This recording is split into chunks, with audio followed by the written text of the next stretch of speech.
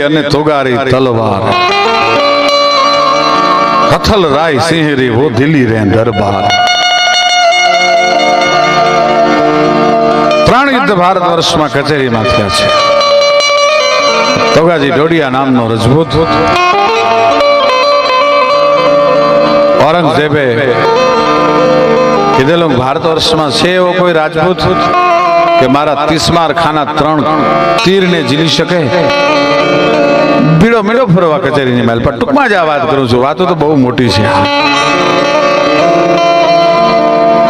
પણ તિસ્માર ખાના ત્રણ તીર છાતીમાં ઝીલવા અને અડગ ઊભું રહેવું તોય ડગલા માંડવા। રાજપૂતોની માથે એમ કહેવાય છે કે શબ્દ નવ સરે મેદની સ્તબ્ધ ખોડિયા જાણ મેદાન ખીલા। શબ્દ થઈ ગયા, શું કરું, કોણ કરે આ બીડું ઝડપે કોણ?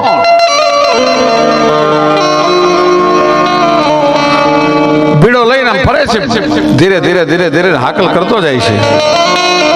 એમાં ડોડિયા રજપૂત નું બરોબર કચેરીમાં દાખલ થવું પણ 22 વર્ષની ઉંમર, પણ ધરા શીશ સો ધરે મરે પણ ખેદન ભૂકે ભાગે નહીં સો નહીં લરે સુર પદ કદી ને ચૂકે નિરાધાર કો દેખ દિયેગા ધારંગા પબલ ગડક વચન ઉચ્ચાર સ્નેહ में करे नहीं चल पर त्रिया संग भेटत नहीं दर्द ध्यान गब धूत को कवि समझ भेद पिंगल कहे कि जय ही धर्म रजपूत को।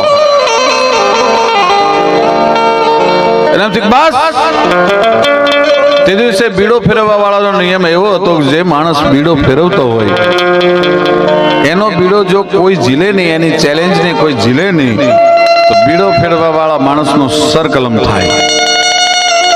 એક બે ને ત્રીજી વખત બીડો ફેર્યો ના ડોડિયા રાજપૂત નો દાખલ થાવું એને થયું વાવ ભારત વર્ષમાંથી રાજપૂતાઈ મરી ગઈ, પણ ઝડપી લીધો બીડો। એને ખબર નથી કે શેનો બીડો ફરે છે, શું કામ બીડો ફરે છે, શેના માટે બીડો ફરે છે, શું કરવાનું છે, કાંઈ ખબર નથી।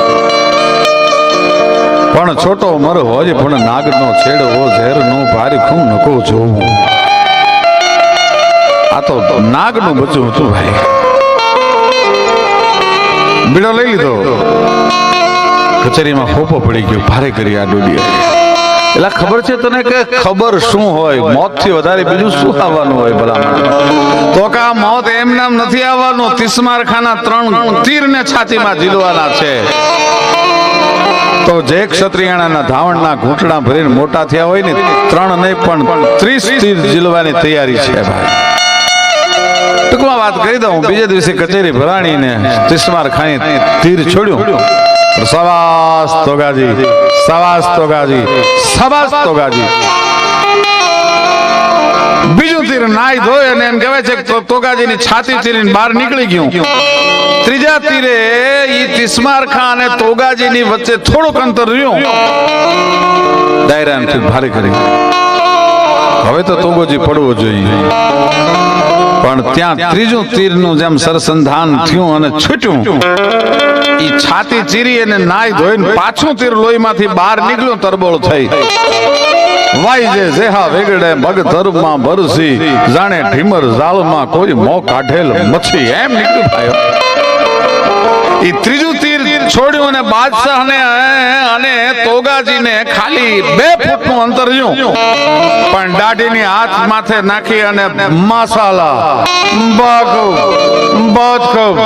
માશાલ્લાહ ક્યા બાત હે એમ કરીને શબ્દ છૂટી ગયા। મીંડો ઔરંગઝેબ ધ્રુજવા પહેલી વાર કે આવો કોઈ હિન્દુસ્તાનમાં જન્મે તિસ્માર ખાના 3 તીર ઝીલે, પણ 3 તીર ઝીલીને બાદશાહને થોડુંક છેટું રહ્યું, ત્યાં તોગાજીનો હાથ છે એ તરવારની મુઠ્ઠીની માથે ગયો ભાઈ। એક દાટ કે ભારત વર્ષના હિન્દુસ્તાનના બાદશાહને તો પતાવી દઉં, ત્યાં તો ઊંચો હાથ થયો। આય તોગાજી સબર કર સબર કર સબર કર, એમ ઘા ન કરાય કે શું કે હું જસવંતસિંહ જોધપુર મહારાજા અને મેં એમ કીધું છે કે તારા 3 તીર ઝીલે એમ નહીં, પણ માથું પાડ્યા પછી જો કચેરીમાં હાહાકાર ન બોલાવે તો ભારત વર્ષનો રાજપૂત ન માનતો।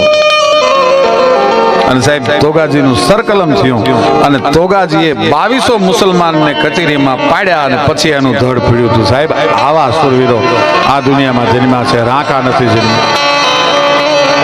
એની વાતો રે ન હોય તો નભે નહીં આ પૃથ્વી પામર રા રાંકાની વાતો ન રે તો આ તો વીરતાની વાત છે પણ દુશ્મનોની ખાન